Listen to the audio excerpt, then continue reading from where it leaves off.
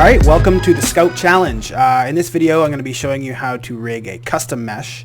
In this case, this is the low poly Scout mesh from Team Fortress 3.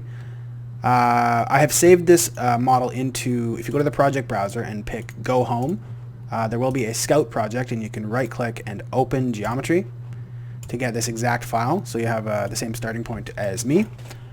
Alternatively, you could just pop over to tf3dm.com and search Scout, and there it is. It's one of the first entries. You can download the OBJ. So yeah, we're going to be rigging this custom mesh. We're going to be doing custom weights, custom joint placements, and creating a standard rig out of this. So without further ado, let's get going. Alright, so the first thing we're going to need to do is launch the toolbox. And we are going to be building biped high, because that's got twist joints and fingers and everything we need. And I'm going to open up the rig outliner. And I'm going to drag in biped high here, and it's going to build out all the nodes in Maya. Now, obviously it's not going to be snapping to this mesh, because it is not any kind of standard mesh that has been set up yet. We will set it up as one, but for now we're going to have to position everything by hand. Alright, so I think the first thing I'm going to do is put this geometry on a layer and set it to template, and then go into orthographic view. I'm just going to use this to set up the spine real quick, and put that one for the COG. By the way, you can use the left and right arrow buttons on the keyboard to toggle down the length of a template chain. And we'll do the neck.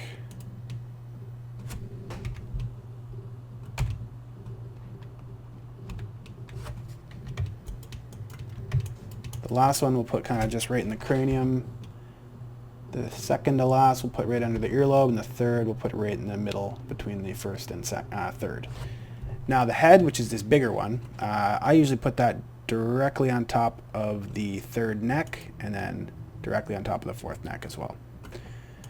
The jaw, usually I'll put it a little bit lower than you might think, just to kind of get a better hinging effect. And the eyes we will save for a little bit later.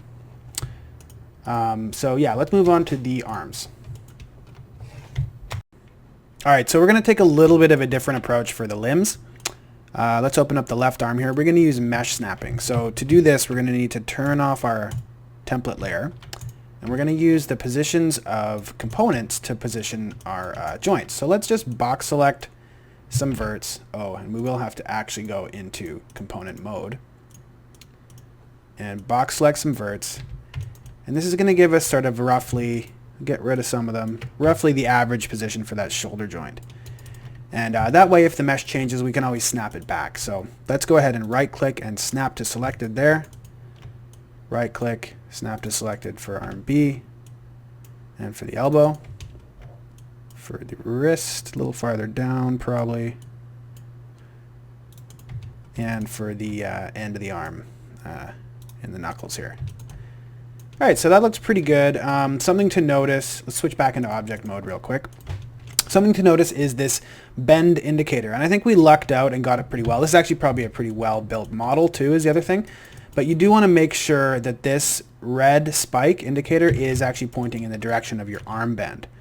So I'm just going to adjust that just a hair, and then once you've done that, you might want to turn on your pivots at the top node here, and notice that that Y vector is aiming at this sphere handle here. You're going to want to match that up roughly with the arm bend direction as well. Alright, so let's move on to the legs. Let's use verts again. Switch into component mode. Pick roughly, I'm thinking there. It's hard to tell, he's got kind of some saggy pants. But yeah, about there I'm thinking. So let's pick the left leg. Leg A, right click, snap to joint, snap to verts. I think the knee, let's just go with about there. And the ankle. And the toe, a little lower, maybe like there.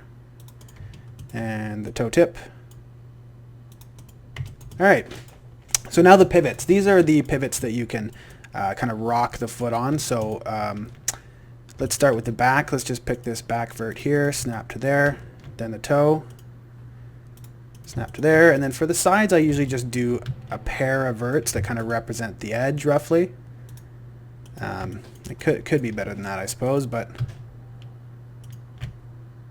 pick the outer one. And I'm going to switch back to object mode and just kind of massage these into a bit better of an angle here. That looks good. Alright, and we can go ahead and mirror these positions if we right click the top node and pick mirror positions. And so now all we have left to do is the hand. Oh wait, again, this bend indicator, notice how it's sticking out to the side like this. I'll switch to x-ray mode. Notice how it's sticking out to the side here. This happens with straighter legs. So what we need to do is just kind of massage the angle a little bit until that is pointing roughly forward. Maybe this one over a little bit. There. And again, we'll move our up vector to roughly match. Alright, so that looks good. Oh, and by the way, don't forget your up vector for your foot. That is important too. Just roughly right up, straight up in world. And again, let's right click and mirror positions. Alright, that should be good enough for the arms and legs. I'm going to turn off the pivots here. And I'm just going to right click and save as scratch. That's just kind of to save my work as I'm going. And in the next video, we're going to move on to finger positions. So stay tuned.